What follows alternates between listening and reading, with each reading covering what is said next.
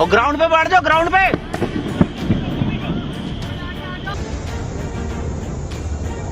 दोनों देशों की इस लड़ाई ने समूचे विश्व में कोहराम मचा दिया है। क्या फिर से 1971, 99 जैसे युद्ध होने की संभावना है? इस लड़ाई से बहुत कुछ परिवर्तित होने वाला है और जिस तरह से ये लड़ाई आगे बढ़ रही है तो क्या वर्ल्ड वार होने की आशंका है?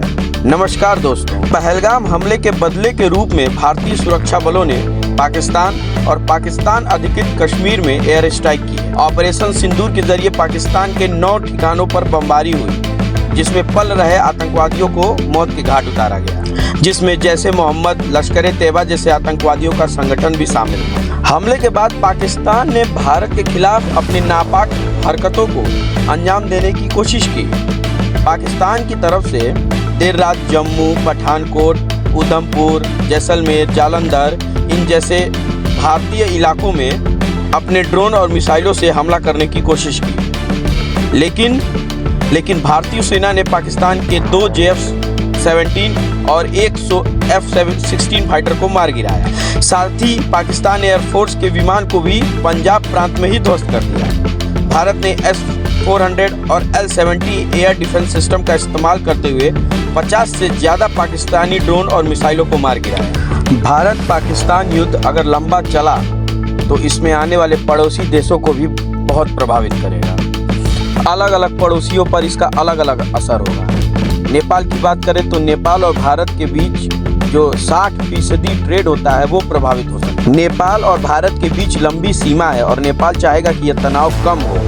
भूटान को भी आर्थिक संकट की संभावना पैदा हो सकती है, क्योंकि भारत की अर्थव्यवस्था का असर पड़ा तो वह पर्यटन उद्योग भी भूटान का प्रभावित होगा।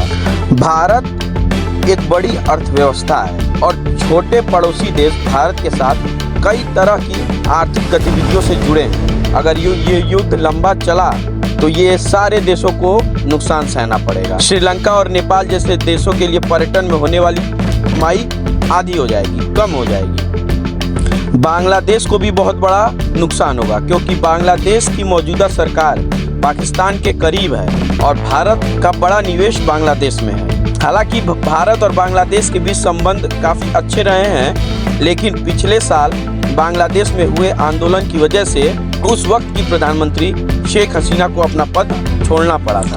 एक रिपोर्ट के अनुसार भारत को प्रतिदिन लगभग 1,500 से 5,000 करोड़ तक का नुकसान हो रहा है। वहीं पाकिस्तान की बात करें तो पाकिस्तान पूरी तरह से बर्बाद होने की कगार पे है और अगर ये युद्ध लंबा चला तो पाकिस्तान पूरी तरीके से बर्बाद हो जाए। अब आगे देखना है कि ये युद्ध कहाँ तक चलता है और इसका परिणाम क्या होगा।